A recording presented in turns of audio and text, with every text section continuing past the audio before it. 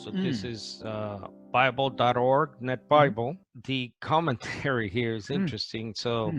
John 18:6. So when Jesus said to them, I am he, they retreated and fell to the ground. Mm-hmm. Mm-hmm. Now check out this footnote. So footnote 16. It says it's possible that those in front recoiled when Jesus' unexpected advance, so that they bumped those behind them, causing them to stumble and Okay. fall. So All it right. could be just a practical issue. They were too close together, says, I Yes. think it's quoting Morris, Yes. L. Morris. But then look at this one. But Jesus makes this affirmation of his identity using a formula which the reader has encountered before in the Mm. fourth gospel. Mm-hmm. John 8:24, 28, and 58. Yes. Famous 58, before Abraham Yes. was, I am. Jesus has applied to himself the divine name of Exodus 3:14, I Mm-hmm. am. Yes. Therefore, this amounts to something of a theophany, which causes even his enemies to recoil and prostrate themselves. I'm looking at the text. I don't see them worshiping, prostrating. What do you make of that? Well,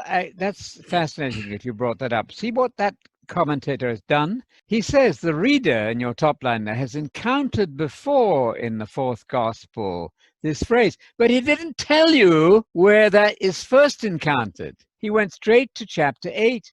He didn't tell you John 4:26. So we need to go back to the first occurrence in describing this. The first occurrence of this I am he. He's talking to a Samaritan lady there, and she says, we expect the Messiah to come in that context. And Jesus looks her in the eye and says, I who am speaking to you am he. It's me, I'm the Messiah. So the vastly important systematic error of much Christianity is that when Jesus says, I am he, he's saying, I'm God. That's just wrong. God cannot die. Jesus died. God is one person in the Bible, not just one being in some philosophical sense, but one person.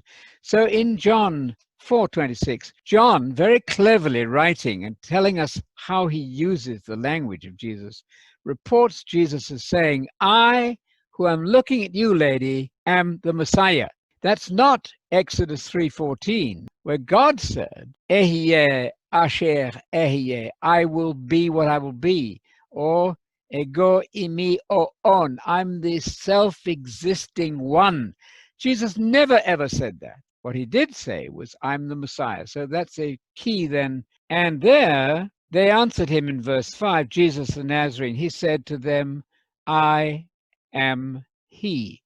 And when he made that messianic statement about himself, his own identity, the power in those words was enough for them to fall backwards. I think it's in Psalm 45:5. Your arrows, the Messiah's arrows, pierce the hearts of the king's enemies, and peoples fall under you. I think that's a fulfillment then in John 18:6. His enemies then are completely knocked to the ground by the sheer force and inspiration of his proclamation not to be God, not I'm God, no, because Jesus was a unitary, monotheistic, Shema reciting Jew. But he's saying there, I am the Messiah. And the force of those words caused his enemies to fall back under him. That's a messianic Psalm 45, where Jesus is very unusually called God, but immediately there's a God on top of God. Therefore, God, who is your Messiah's God, has given you authority and so on. So Jesus is not God. The Father is God 1,300 times in the New Testament, in that very rare event in verse 7 there. Therefore, God, that's the one God of Abraham and Isaac and Jacob, the Father, who is the God of Jesus. You see, you can't be God if you have a God. And Jesus referred to the Father as his own God. We need to get that straight. You'll read the New Testament with joy and clarity if you'll pay attention to the Shema, the Hear, O Israel, of Mark 12:28. Where a friendly Jew on this occasion wanted to check Jesus out.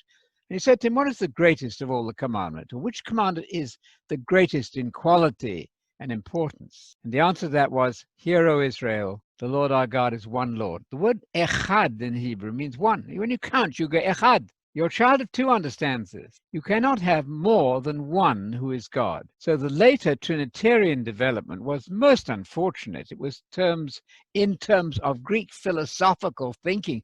You don't want to move the language of the Bible into the Greek philosophical world of words. You automatically change the story. So you don't want to do that. But that would be the answer then to the enormous effect of Jesus being the Messiah. I am he. I am the one, starting in John 4:26.